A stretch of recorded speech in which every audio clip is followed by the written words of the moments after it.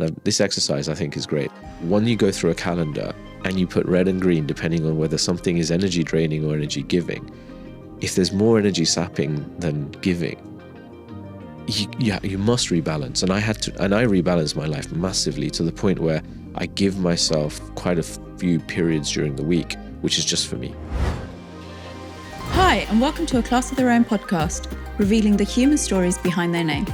We will hear honest and intimate reflections from our guests who, despite their circumstances, shape a world that reflects their unique visions of success. Join me, Mira Magecha, to learn from these inspirational people and take the first step to make your own change. On today's episode, we're joined by Paraag Amin. Hi Paraag, how are you? Hi Mira, I'm good, thanks. Thank you so much for coming along. You reached out to me with your journey and your story around the changes that you've made and substantial changes you've made to your life. So let's kick off with, who is Paraag? Paraag. The Paraag today is a different Paraag to the Paraag I was when I was, probably until 2 years ago. So the Paraag of the past was living for everyone else, was a high achiever because that was what I was told, that's the way life should be. I was living goal to goal. I was someone who wasn't really self-aware or enjoying the journey. It was all about hitting milestones. The Paraag today is completely different in that I have transformed the way I look at life. I don't live goal to goal anymore. In fact, I have no goals beyond just living for the moment, being happy and enjoying the day, and whatever tomorrow brings, it brings. But most importantly, I feel the way I describe it is I'm no longer living in the matrix. And having done a lot of reading, a lot of learning, a lot of listening, spoken to many people, as well as a lot of introspection and self work, I feel that a lot of that, in terms of the former Paraag, was driven by society, was driven by probably family expectations, driven by an education system that is designed to make you continuously strive to try and be the best, but more importantly, a world, a society that always wants you to want more. And when you want more, sure, economically for a country, that's great. For companies, that's great, because then you're, as an individual, always trying to achieve more and working more. But the biggest change for me is actually stepping back and asking one very simple question, which is why? Why do anything? And until that made sense, I felt dead. And that's not really an overstatement, in that I was sat in A&E for 2 days on the day of my 40th birthday. So physically, I was in pain.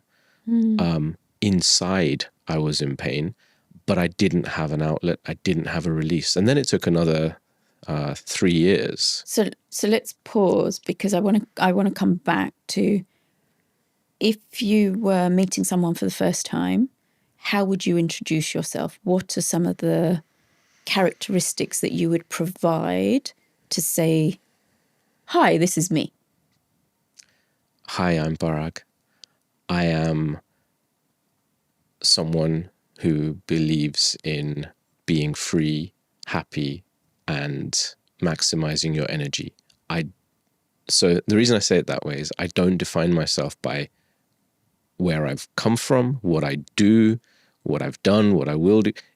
I don't believe now that a person should be defined by their job, defined by their ethnicity, defined by their background, defined by their family. It's who you are and how you make people feel. And for me, being free, being happy, and having positive energy and being around people with positive energy is the focus of life. So I am someone who is living life to just live, enjoy life, enjoy being alive. And so who am I? I am a free spirit that is living life my way. And that's my actual life motto, which is sitting as the screensaver on my phone and is on my office wall.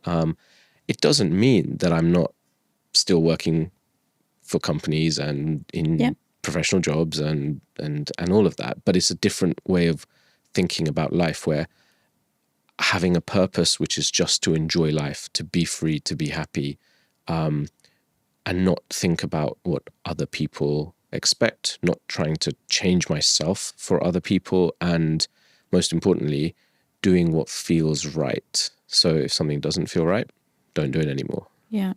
So let's go back. Sure. Let's go back a while from what it was like growing up for you and what that then looked like. Where did these expectations come from? Were they very much expectations that were said, or were they implied? How did all of this come about, of going, these are the societal, these are the family expectations? So it's interesting. So I can reflect back on it, and I'll come on to that in a minute. But at the time, I think it started with my earliest memory is when I think my brother was born. He's 2.5 years younger. And really when he was 6 months, 12 months, I remember my parents saying, this is your younger brother. Make sure you look after him through life. I had the same experience when my sister was born, who's 10 years younger than me, but I was slightly older. But again, this is your younger sister. You've always got to look after her. So the first part is, I think, and this is maybe quite common for elder children, to be told, look after your siblings. But you're a child. Like, ultimately, that's a big burden to put on a child who doesn't really know what that really means. So the first thing is, be responsible, not be a child. So that made me grow up very quickly. And it didn't mean that I had to do anything per se beyond just be there when my siblings needed me. Watch out for them. But it still felt I was responsible, even though, well, I wasn't, because they're not my children, they're just my siblings. Then the next element was at school, and I grew up in Kent, where I suppose physically I was quite different because I was the only brown kid in school. Yeah. There were maybe one or two others who joined in younger years, my brother, for example, but I was different in that way. But one of the earliest memories I have, and one of the things I think that then was consistent through life, is being told that I must work harder and be better than everyone around me just to compete, just to be equal. Now, again, to tell a child you've got to work harder just to be the same, again, puts that burden of pressure and makes you feel, it makes me feel as though I can't just be me as me, and that's not good enough. But I was fortunate. So I was, and this isn't a boast because there's a reason for saying this. I was top of every subject. I was the house captain, head boy, captain of all the different sports teams, rugby, football, cricket. And so I was a high achiever. And a lot of that is natural gift, which is there. So, and some of that's hard work, but a lot of that's the gift. But that turned out to be almost a pain, because what happened was and it's funny because I've just attended my daughter's prize giving and it brought back memories. So the school gives out prizes to whoever comes top in each subject. And so every year I was winning every prize. Now, in the final year of my prep school, so at the age of 13, because I was head boy, I was also in the headmaster's office quite a lot and talking about school stuff, etc. But I was privy, which I probably shouldn't have been, to a conversation that one of the parents had with the headmaster, where they said, and these are the words they used, why is that Indian kid winning all the prizes and my son never gets to win anything, even though he comes second or third in exams, right?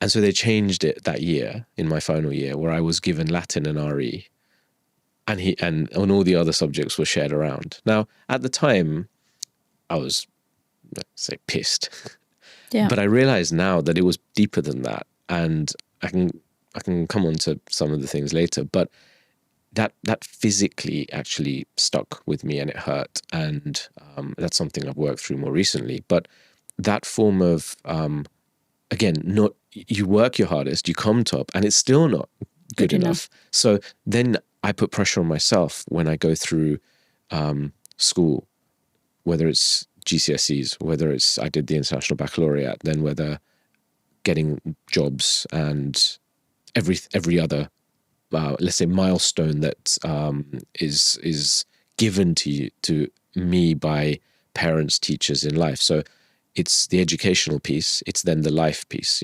Get married, have kids, things like houses, cars, all the material stuff. I suppose that's there. So all of those goals were pressure for.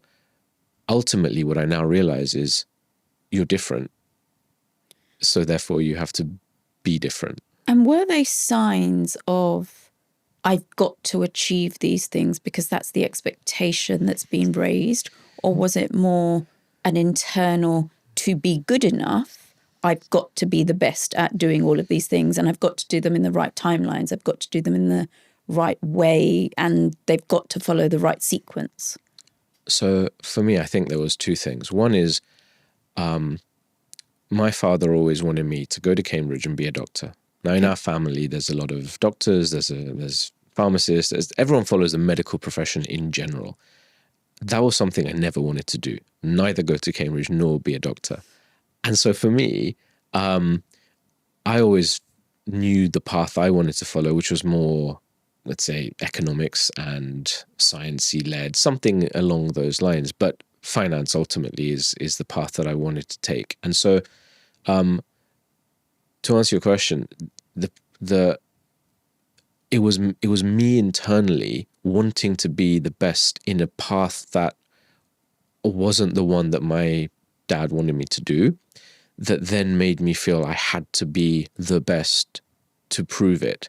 But as it transpired, which was quite funny. So even when I went to UCL, I started at Goldman Sachs, but my dad never said, well done, that was the right thing, congratulations, anything like that. And I've had this conversation with him more recently. So and he's changed a lot since then. But at the time, there was still the feeling of, well, is anything ever going to be good enough that I want to do? So am I living my life, or am I living life for someone else? And I think that was the core of all this. Is I always felt that I was living life for someone else and trying to achieve, whether it was my parents' goals or something. And I don't know if that still holds. Well, it definitely doesn't hold true now. But there's still a part of me that always is searching for it. Is never. I'm not good enough still, and that's something I've worked on a lot.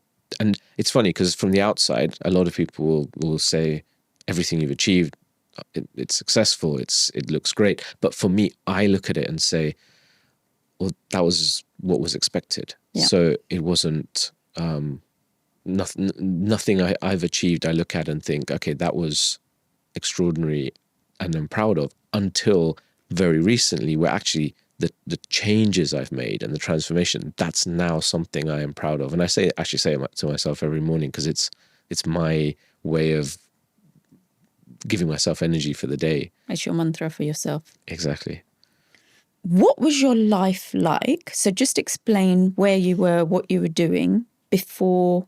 There was obviously a moment where things changed, but take us to the point just before the change happened.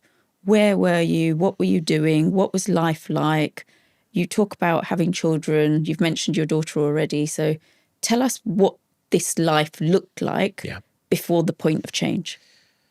So I grew up in a very average house, but my parents did everything to put me through private education. So I had some scholarships, but ultimately it was still that everything was based around education. So high achieving was always there. So prior to this change, I had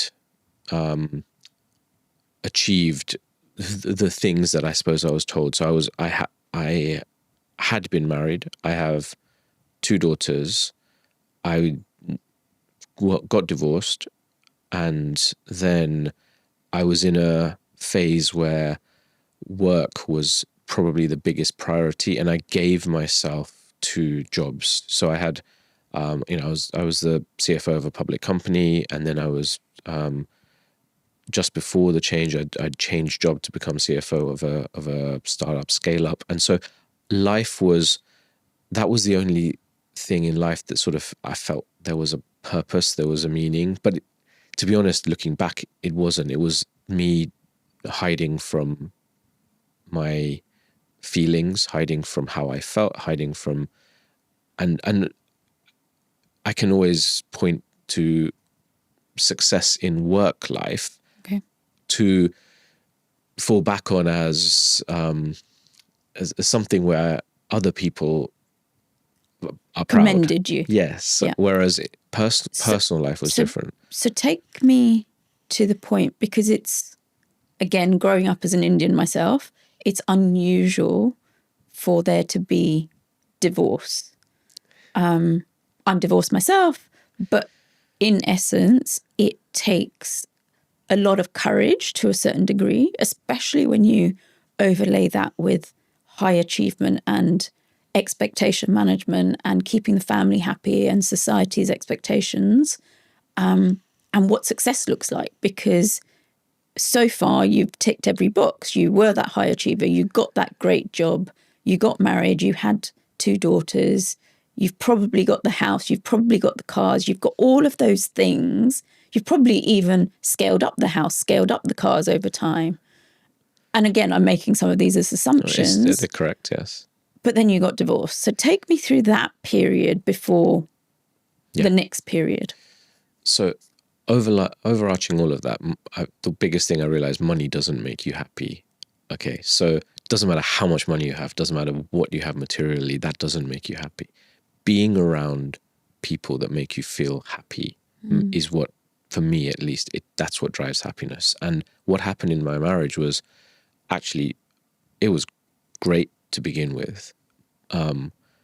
And we had a big celebration. It was a small wedding, but it was a week in Goa on the beach, only calling the people we wanted. And then we had a big party here and all sorts. But the biggest problem actually started there, where there was let's just call it family interference around, I'm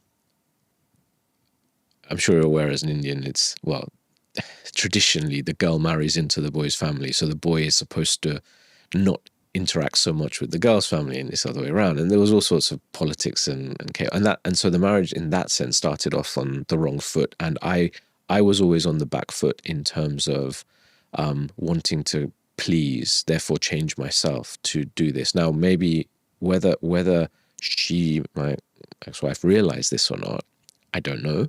But I constantly changed myself. And so through the marriage, before having children, it was okay because I was working in investment banking, so was she, so you're traveling quite a lot, and therefore you do get your own time, your own space as well, and work takes up quite a lot of time, but in between you can do a lot of things together. And actually the over time, the interaction with family reduced because of time.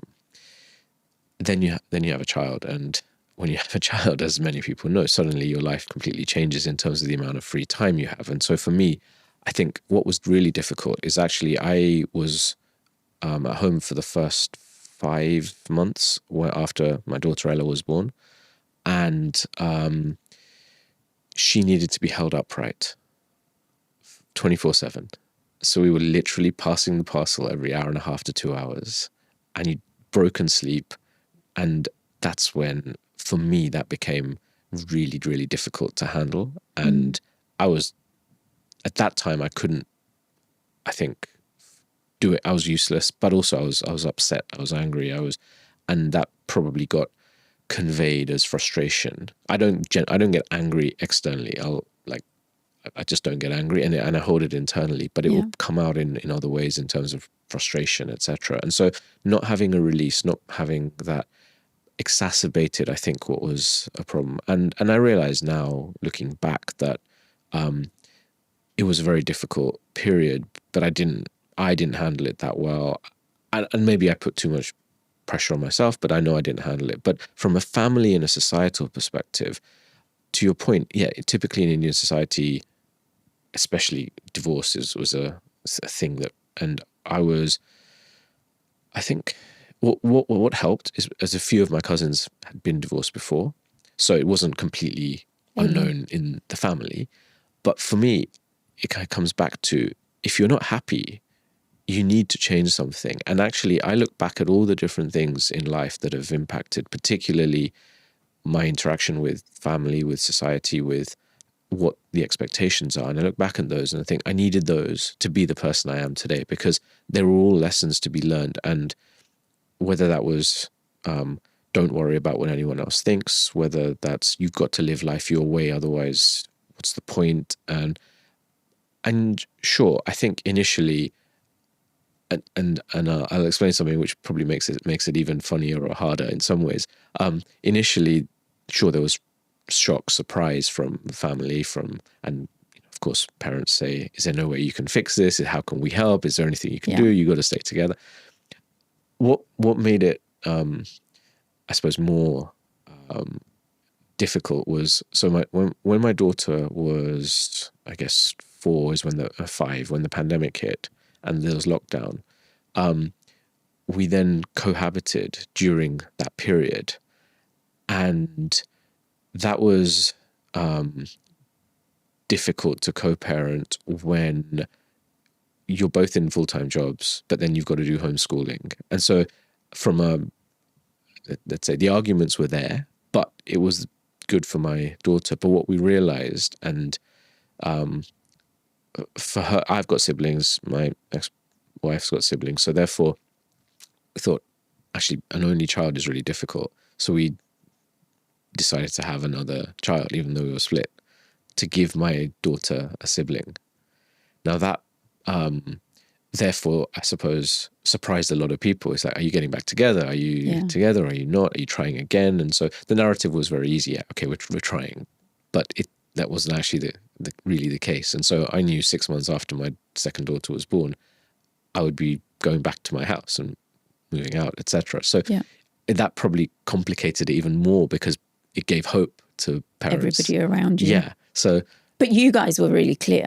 We were clear. We knew, and we'd split for a reason. Yeah. So, and those reasons weren't going to change, and that's very simple. As I say, we were happy.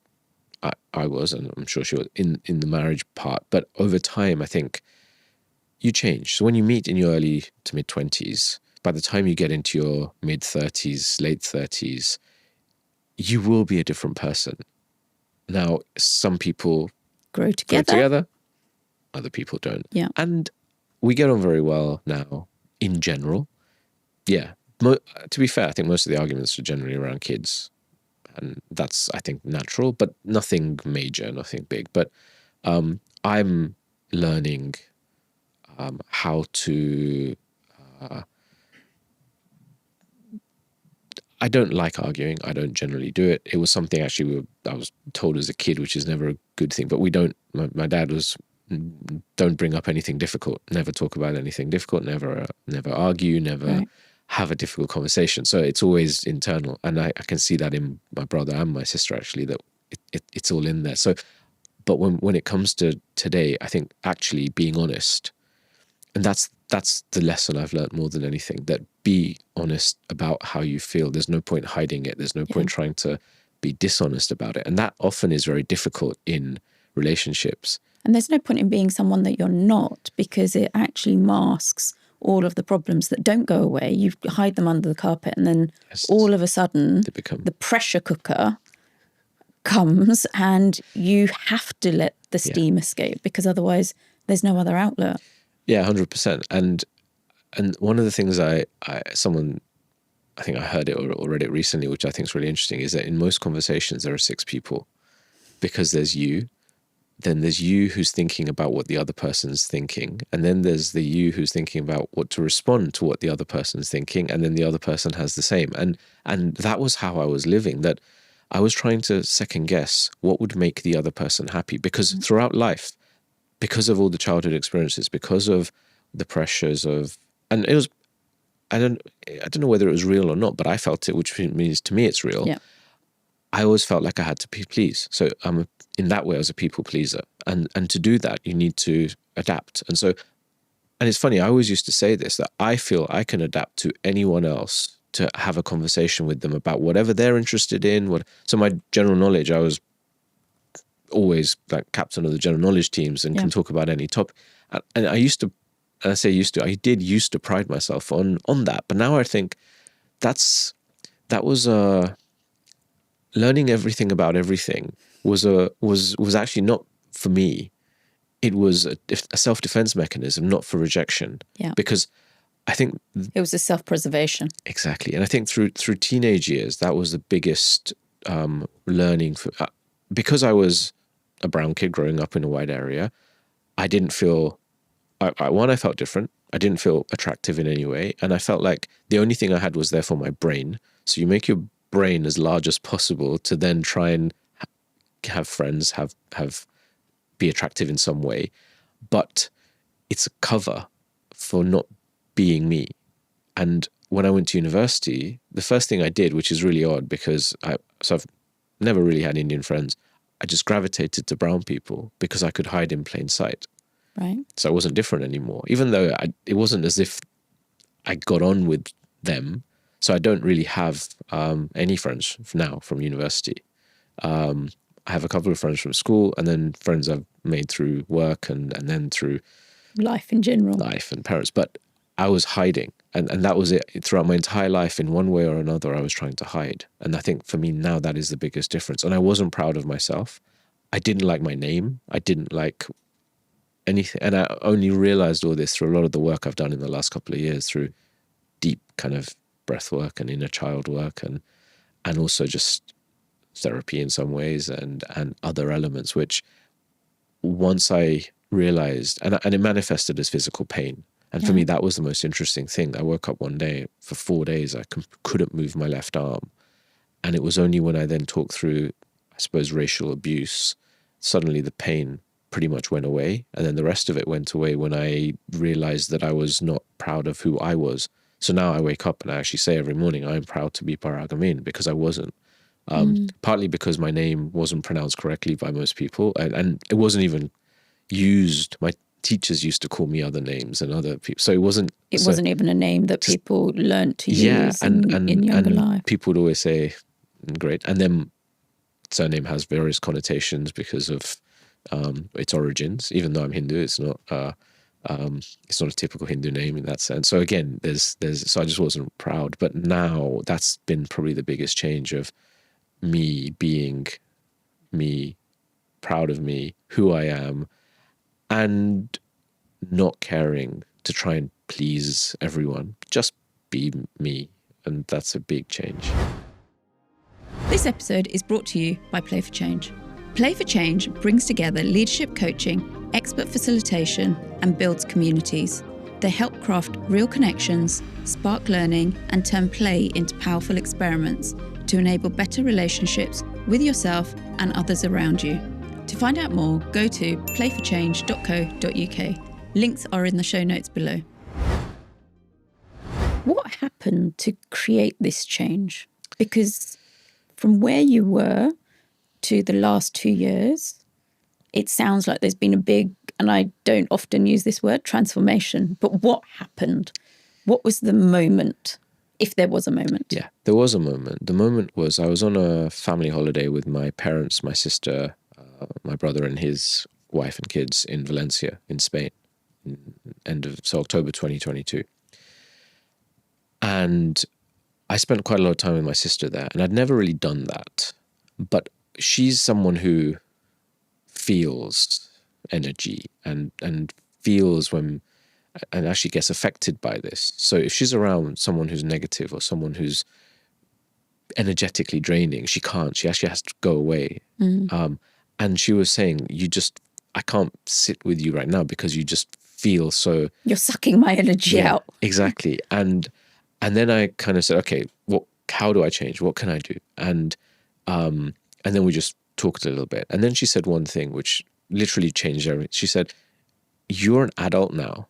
Stop thinking about and using childhood, parents, everything else as an excuse. Take responsibility for your own life. And that I actually needed someone to say that. It sounds obvious, but I needed her to say that in some ways, because physically, so I was 40 kilos or 8 stone heavier at that point than where I am now. I was internally just dead. Mentally, I was drained, tired. I was working crazy hours, but part of that was probably a choice, because it just meant, I could hide. So that one conversation was the beginning. Then I did a lot of reading, speaking to various people. And when I now look back, I met different people along the way on this journey, and it just feels everything happened for a reason at the right time. Yeah. And it's still ongoing. It's not as if that journey is complete or there's an end to it. I think that's now lifelong. But one of my guests says, and his podcast is live now, but he says you meet the perfect people at the perfect time. Yeah, I totally agree with that. I think when you reflect back also on when you met certain people and why certain things happened, you realize you needed those to be where you are. I needed some of the negative experiences that I have, and I use that word negative in a way, and I'll explain that in a second, but I see those as points that I needed to be on, and things I needed to experience in order for me to be where I am and able to do what I am today. To have the freedom I have today, I needed to experience not being free, and I needed to experience some of the trauma, I guess, that was there. But negative and positive, it's quite interesting. So I now look at things as nothing is good or bad. It's the Taoist parable of the Chinese farmer. Things could be good, things could be bad, but actually they're not. They're just points along a journey, and in the end, you don't know how something turns out. And that's quite a good way of going through life. And now when I encounter someone who is draining, and I'm not going to say who, but that happened to me on the weekend where I met someone for the first time. It was such a difficult conversation because I don't know, that the conversation was very draining, and I just went home that evening. I was just like, I'm just really tired. Now, before, I don't think I'd have felt that because I just didn't feel. Yep. Now I feel it. And so you begin to realize who you need and don't need in your life. So one of the other big things is probably 80% of the people that were in my life 2 years ago are no longer. But then other people have come in. Yep.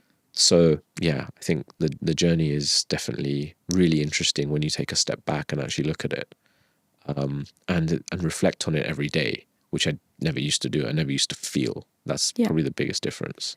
And when you say you didn't feel, is it because the feeling wasn't there because you were too busy keeping yourself busy and keeping yourself occupied to stop and feel?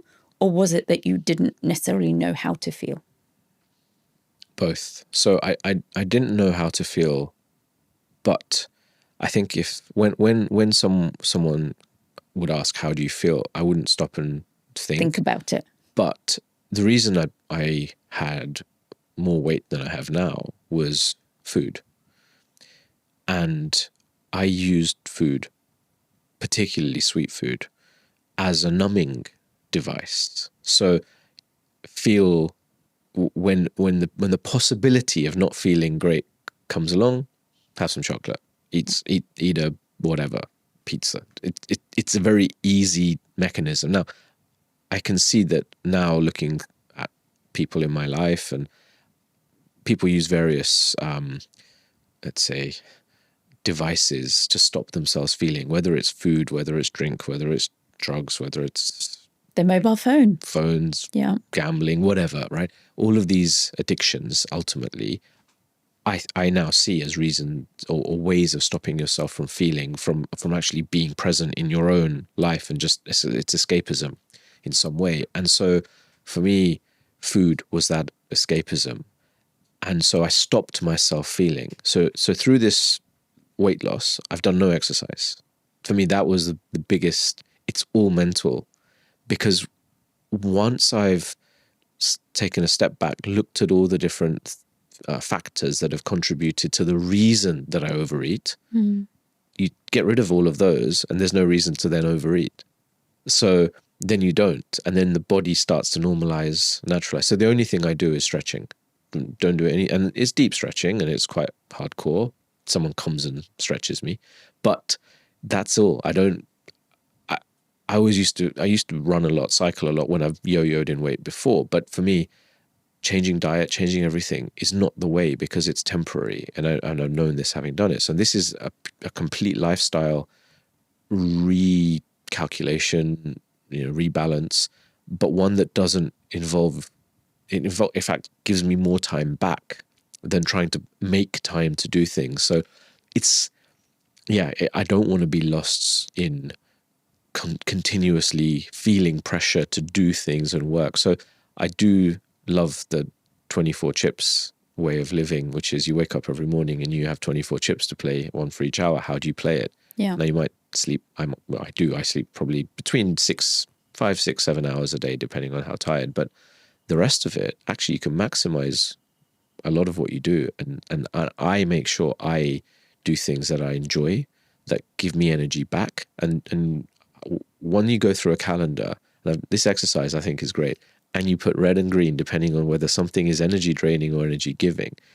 If there's more energy sapping than giving, you must rebalance. And I rebalanced my life massively, to the point where I give myself quite a few periods during the week, which is just for me. Yep. And I found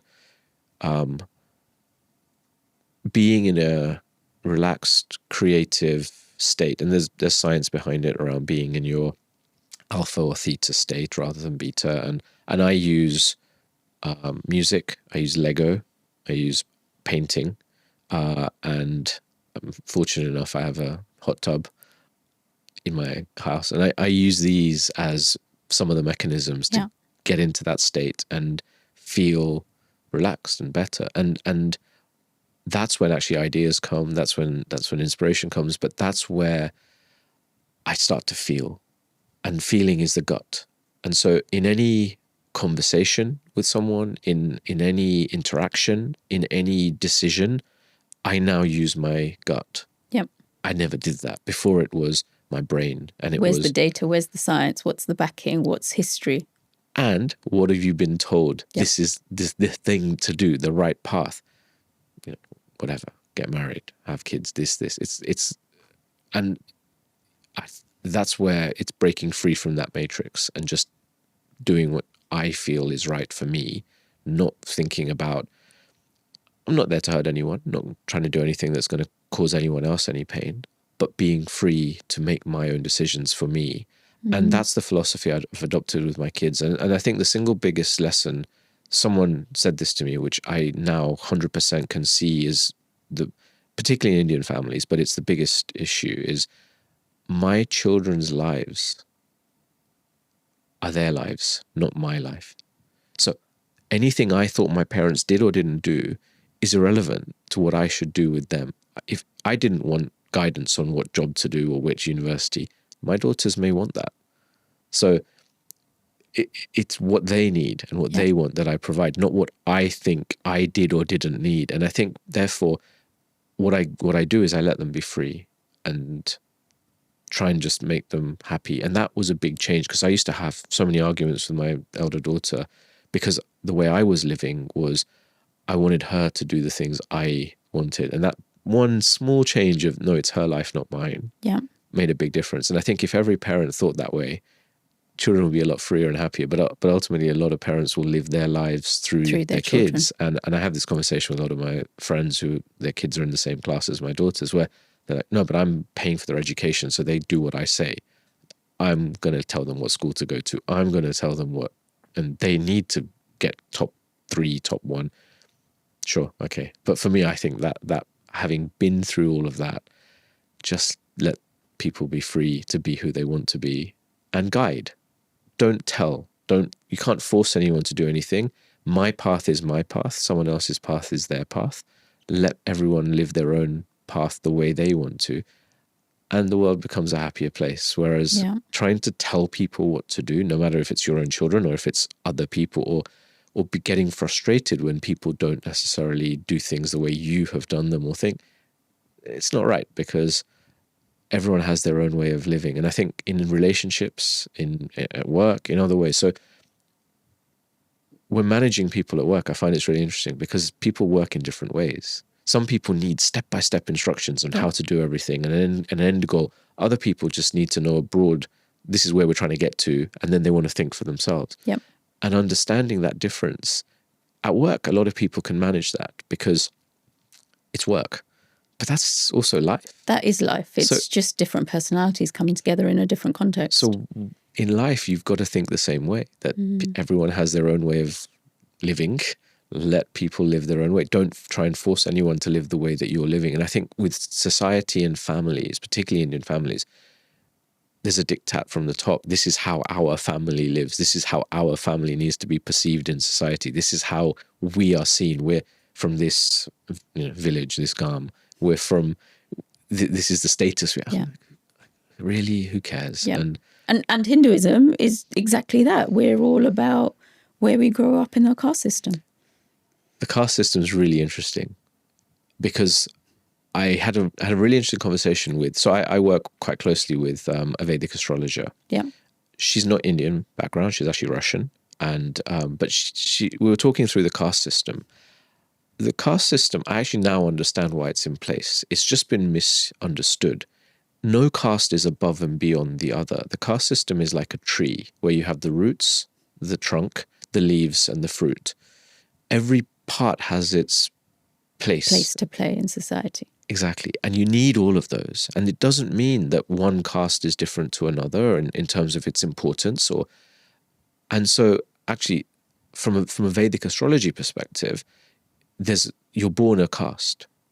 Whether that caste matches what the family is supposed to be or not is almost irrelevant. But your place in, and having, without going into detail, having done some analysis and work on the 4 different castes and where they sit, I think once you find the purpose and live life to the way that part of the tree works, let's say. So, for example, Brahmins are people who are selfless, are people who lead by example, but actually generally they're not interested in financial gain, money, etc. Everyone wants to be the Brahmin in Indian society, or in this society, because it's supposedly the top caste, but actually that's not the top caste. It's just a way of living that most people don't want to live like that, but they want the status. Yeah. So it's all been transformed. But for me, growing up told you're this is how a family is, who cares? None of that's important. Life is just for living. Life is for being happy. Life is for being free. So be around the people that give you joy. And so one other thing is, when growing up, I never felt part of anything. I don't, even today, I love sport. I follow, but I don't support any country or any, I have teams, which are club teams, but India won the T20 World Cup this weekend. But I love watching India play, but I don't feel Indian because I'm not. I don't feel British either because I've never really associated with Britain in that way.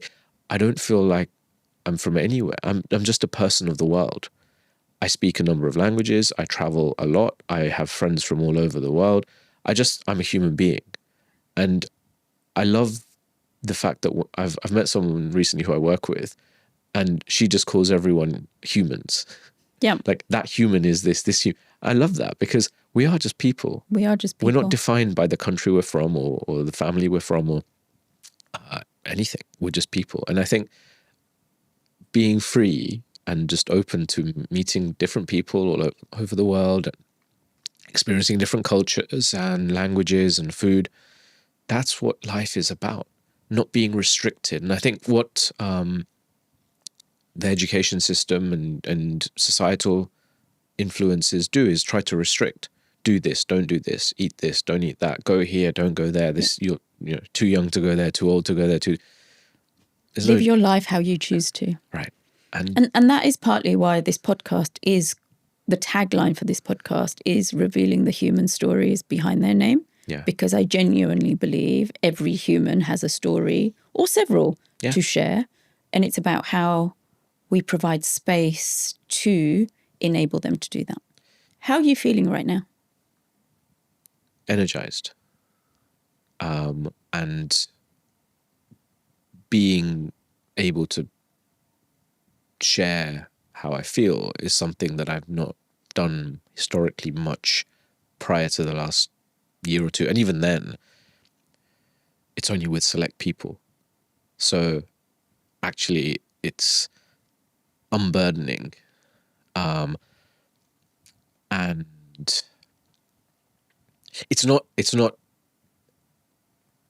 emotional in a sad way. It's actually energizing. Yeah. Because I've gone through the sadness, I suppose. Yeah. And it also surprises us when it may come back up, because it doesn't just disappear and go, hey, we're done with the sadness and that part of life is done, and leave it where it is. And it's important to be able to appreciate the sadness and the happiness, for better terms, and appreciate that life isn't always up or always down. Yeah. And then certain things happen and it triggers. What's the biggest mechanisms you've learned to recognise when you're falling back into a pattern that you don't want to live by? So for me, as soon as I have a sweet craving, I know that there's something and there's a reason. So there's a product I use called Killer Vanilla. I don't have it on me. It's a stick that you just smell that psychologically tries to stop you from falling back into that. So food cravings for me is the first sign. Yeah. The other thing that happens is as soon as I go into my head and start what ifs and thinking, and I now recognize when I do that, and then I then almost say to myself, why the hell are you thinking about all these things that may or may not happen? Like, it's a self-defense mechanism, sure, but recognizing that is huge, because in the past I didn't see it as recognizing it. I saw it as that's the job of an analyst. I was an analyst. My job has been typically in the past to look forward at what is going to happen in the world, whether it was in the technology sector or with specific companies or in different industries. So I just thought, okay, that's just the way I am, and analyzing things. And there's a very, I don't know if you've come across human design. Mm-hmm. So with human design, I'm a manifesting generator, which basically means continuously working on different types of things. But as soon as something feels wrong, I should move on to the next thing. And I do. I haven't had a job other than my first two jobs, for more than 2 years. I just change continuously. And now I look back and I go, I learned what I needed to, and then I moved to the next one, and continuous. So that continuous change. And I always thought that me analyzing everything was because of jobs, because of that. But actually, no, that's my self-defense mechanism to stop myself from going back into my head. So as soon as I have sugar cravings, as soon as I start to overthink, it's like, no, stop, breathe, relax. And so I do quite a lot of breathing exercises, not for long, might only be 2 minutes. Yeah. But it then gets me back into it re-regulates you. Yeah. The only metric I look at is my heart rate variability, which is a measure of the health of your nervous system. So I use this Oura ring, and I have an Apollo, effectively nervous system activator, and I wake up in the morning, and that's probably the only thing I check. So it's not check Instagram and I'm not on most other social media. It is check my heart rate variability that evening to understand how I'm set up for the day. Bit of breathing, bit of stretching, and affirmations, and then away we go. And that's my kind of 5-minute routine, which I learned from Dr. Ranjan Chatterjee, actually, because he talks about his sort of 5-minute, 2-minute stretching, 2 minutes breathing, 1 minute affirmations. And so I use that, actually, which works really well. And I use that during the day if I'm not feeling. So when I was having that conversation on Saturday, and I felt this is draining, I just stopped. So I just stopped mid conversation and then just took a step back. And I've done that a few times actually on work calls as well, where if I feel like, okay, this is going in a different direction and I'm not feeling this, I just literally sit back on the chair and I look up, because it's a life hack. It's a hack which I love. If you look up, particularly if you're looking at the sky, you can't worry. You physically, your brain doesn't allow yourself to think negatively and worry. So as soon as you look up, it just goes, everything goes away. It's really, really weird. So I'll just sit back, look up, breathe, and then start again. It resets. It does, yeah. I know you said earlier that you don't do advice and guidance, but what is the advice that you wish someone had given you when you were younger? So rather than necessarily advice, so advice would be just be yourself. But rather than advice, I think if someone had just said, I think I needed two things. My parents just have said at some point, we're proud of you. But also, if someone had said, just be proud of whatever you do or don't achieve. So not achieving things is not a problem, because life isn't about hitting targets and goals. And I think that advice of just live, whether as a child that would have helped or not, I don't know, because you're always surrounded by the education system where teachers are telling you you've got to be first, you've got to win, everything's a competition, exams, sports, you're measured, you're judged, there's leaderboards, so whether as a child I would have been able to put that to the side and said, no, I'm just going to be, don't know. But definitely as an adult, it's not about measuring yourself against anything or anyone. And luckily, social media only kicked in probably in my mid to late 20s properly. If that had been around when I was at university, I think it would have been even worse for me. Life would have just been a complete competition. And even now, I think there's just way too much of that. So the advice I wish I'd been given is just, whether you achieve or don't achieve, just don't worry, be happy. And what's the advice that you would give others who are not sure? They're living this treadmill of life, the matrix as you called it, but they're just not sure about what they feel, what they see, what they should do. They maybe don't even have enough self-awareness. What's some of the things that you would say to them to help them? So the first thing I actually, if someone does ask for that advice and how would you start, the first thing I say is just stop. Just slow down, stop. Just start to feel, how do you feel? But how do you feel when you don't know how to feel? Yeah. So to do that, I say, just stop and just think inside you, where does it hurt? Is it a body part? Is it just a feeling? Is it physical? Is it emotional? Then, for me, the single biggest thing, find anyone who you trust, whether they're a professional or friend or someone, and actually just talk. Start talking about how you feel.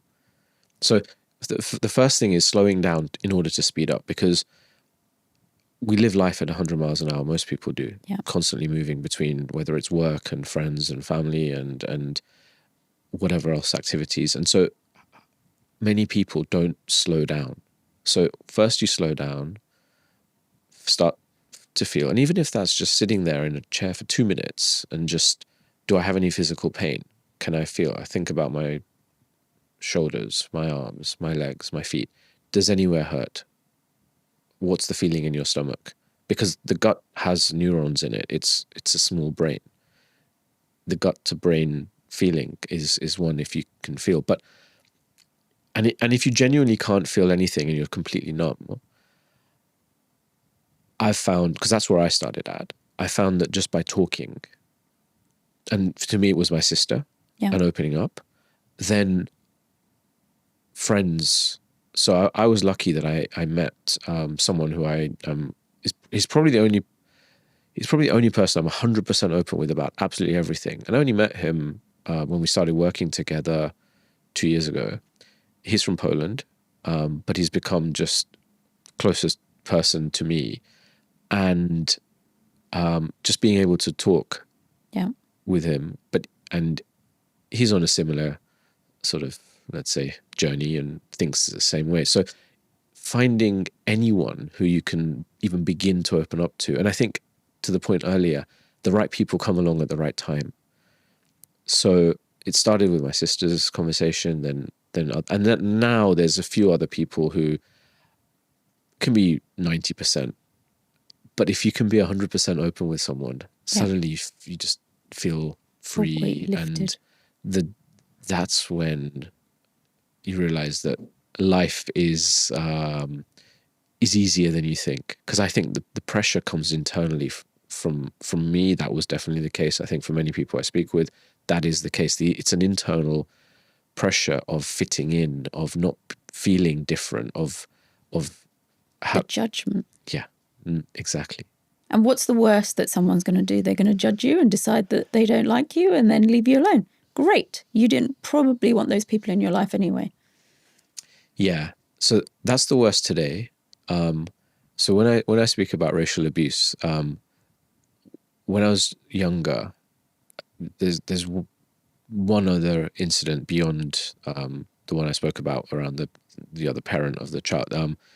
I was walking back from school, from train station to home, carrying my cricket bag, just walking, and suddenly this car stops on the side, and there were three, I guess they were probably either late teens or early 20s, boys, men in there, and they just started shouting, "Go home, Packy, go back to where you are," and all this. And so today, I think you don't have that so much. But when you're younger, what is the worst someone can do? It's to make you feel bad, to make you feel like you've done something wrong when you haven't, different, etc. So what is the worst someone can do is not just, they're not in your life anymore, which as an adult, I agree. But and so those types of incidents, and at work,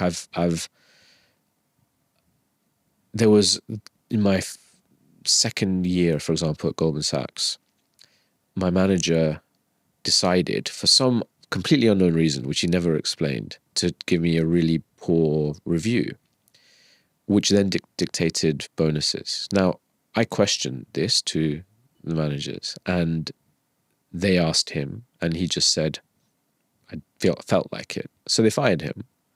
They didn't adjust my salary for what it should have been, which at the time felt like a lot. Today it's a few thousand, it's not much, but it was, why is he picking on me? Yeah. Was the and feeling. then it comes back and triggers all of the previous younger memories. Right. So that's the fear. That's the reason of hiding parts of myself, and why I feel I'm not always 100% with people, because the fear is, it's not just a case of, okay, see you and we don't get on, we're not going to see each other.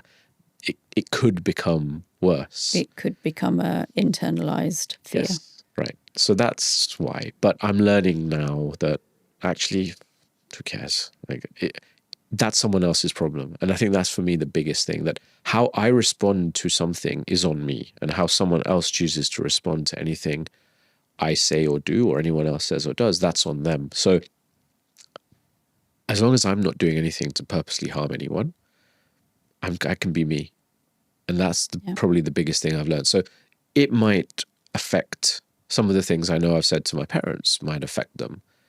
Some of the things I've said to other people might affect them. But actually it's on them, because I'm not trying to do it in a harmful way. I'm not trying to hurt anyone, but I've got a choice. Either I can be me, and then it's up to them how they respond to the things I say or do, or I can choose to not be me, try and pretend to be the person that they want and say the things they want, And then it builds up trauma in me. And having now physically released so much pain from shoulders and neck down, and I used to always think that was because of traveling and work and laptops and everything, but I realize now that's just build up of trauma. Having now released a lot of that and feeling pain-free, feeling actually very free in the body, I realized that actually hiding or not saying the things that need to be said actually just internally causes you more problems. So therefore, be open, be free, be yourself, and don't be scared to be yourself. And I think for me, that's probably the biggest change. I am just me, and I live life as me. And I know that that frustrates other people, especially the whole planning thing of what are you doing next month? Or I don't know. I'll work that out when I get. Yeah, but how can we? No, that's how. Like you can choose. I'm not asking you to do anything, and it's so things like that. I think have quite an interesting impact when you begin to just live the way you want to live, and then other people, how they choose to respond is kind of on them. Where do you get your inspiration from today? So in the past, I always looked at other people. Yeah. Now it comes from inside me. And that's a really strange thing to say, but I read a lot. I speak to a lot of people. And that's kind of what I mean, because you mentioned right at the beginning that you read a lot. So is there anything that you've read that you're kind of like, I'm inspired by, not I'm following or I want to live my life by these 5 habits or rules, etc. But where do you kind of go, oh, that's really interesting content for me to look at? So there are 3 books that I reread and turn to quite a lot. One is more about, I suppose, my past. It's called The Culture Map by Aaron Mayer. But that's about how people are different based on their background, where they were brought up, etc. But it allows me to now understand why certain people are in a certain way. I love learning languages, so it's interesting. Actually, just as I got out of Kennington Station here, a man said, I'm trying to go here, but he was Spanish, and I have basic Spanish, learning it for a couple of years now. And so I was speaking to him and actually connected my phone to his, so he actually had internet access to be able to work out where he was going. And I love that, just being able to go to different countries and talk to people. So that's one thing of just humanity and understanding more around why different people are how they are, and that. The other 2 books are a little bit more out there. So the first one is a book called Stolen Focus by Johann Hari, which kind of explains the Matrix, I suppose, in some way. So he's a journalist who sat on an island or lived on an island for 3 months without internet connection, but he was still engaging with society, community. And the single biggest thing learned from this is that between big corporates, the government, the education system, many of these things, they're designed to take away your attention. They're designed to make you want more consumerism. They're designed to grow GDP. And that's why I love the fact that the country of Bhutan measures itself on gross national happiness, not on GDP or GMP as a primary measure. But if every company did that, it would be great. But that really made me think about how I should just live how I want to live, and not try and not feel like I need to do the things that not be on my phone all the time. I don't have notifications. I don't. I try not to use it as much as possible. I'm not on social media mostly and things like that. So understanding that those were things that essentially the government wants you to do because they want you to want more. That's what drives economic growth. And then the third book is even more out there. It's called Busting Loose from the Money Game by Robert Scheinfeld. And I think this is, it's an interesting way of looking at life, where you are the lead actor and life is a film. Everyone around you is a character in a film, but nothing is real. So money isn't real. And so one of the biggest things I've got my head around is don't worry about money, and it will just come. And that sounds very holistic. It probably sounds a little crazy for someone who is a CFO of companies and analyzes businesses and is always looking at economics of a business and P&Ls, but actually being driven by money and that's one of those things, I suppose, when you don't have so much when you're younger, and then is one of those measures that people measure themselves against, was for me the biggest problem. And I've had a few things happen that have kind of led me to realize that I needed to learn the lessons I've learned to then not think about it and not be driven by it. And so now looking at it as the universe will just give so long as you're open to receiving. So when I left the job I was doing last year, I made a conscious decision not to apply for any jobs. And I've had so many different incoming without one like trying, that it's just refreshing, because again, job applications, it's a little bit like dating apps or these sorts of things, right? You apply, you say yes, yes. You might get one hit out of 50 or 100. The level of disappointment in that is ridiculous. So you have what, 49 zero no's to one yes. That's soul destroying, and that's why a lot of people are so upset and frustrated through things like jobs. So for me, it was, no, I'm not going to put myself out there to be rejected, because that plays on all the traumas I've had from the past and all the things where I know I'm good enough to do anything, but if I'm not given the opportunity because of some box I haven't ticked, so be it. Whereas when someone approaches you directly and says, look, I want you to help me with this project, and then I do the things that feel right. So I've rejected quite a lot, and I'm now doing a few different things which feel right. And I think that for me has been the biggest change of not trying to make things happen, but let things happen. And I know for a lot of people that probably that's not an option. It's not an option. You're in a fortunate position that is an option. Yeah. And a privileged position, which is great. What is it that you love about your new life today? That I don't think so much. that there's a lot of time I'm just free in my mind, and I'm in my body, and I'm not thinking, because I was always thinking, always analyzing. It was always on. The fact that I get now one of the measures from this ring is the amount of deep sleep. The fact that I generally now deep sleep on average between an hour and a half and an hour and 3/4, maybe 2 hours. Whereas before I was getting 10 to 15 minutes of deep sleep a night. Yeah. Huge difference in the level of brain being on versus off. And so not thinking all the time.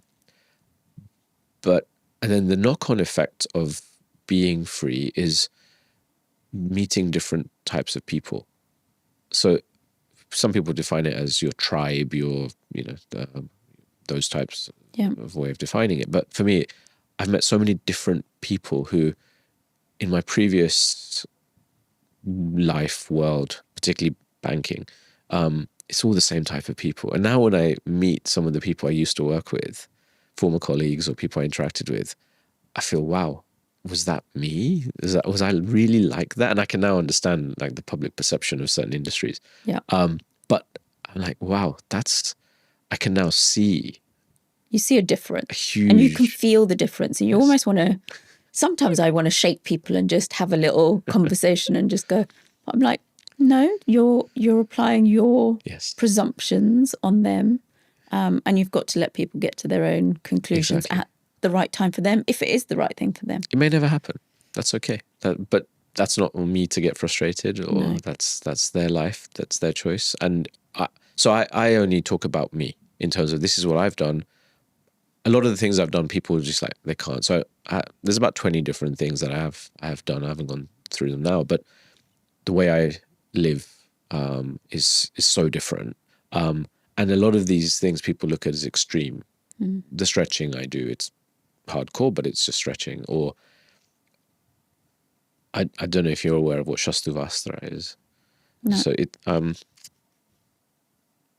I have a load of bars around my house of like, it's gold, iridium, radium, which block geopathic energy.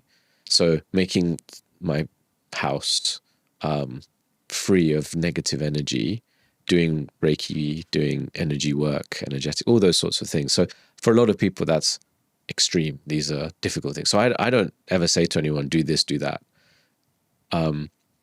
It's all, this is what I've done. If there's elements of it that resonate, try it. If not, no problem. Yeah. So not getting frustrated by on it. anyone else is the only way. Yeah. Do what you want to do for yourself. We started this conversation with who is Paraag. I'd like to take us all the way around to that again. And is there anything that you would change or alter based on this conversation that you would say?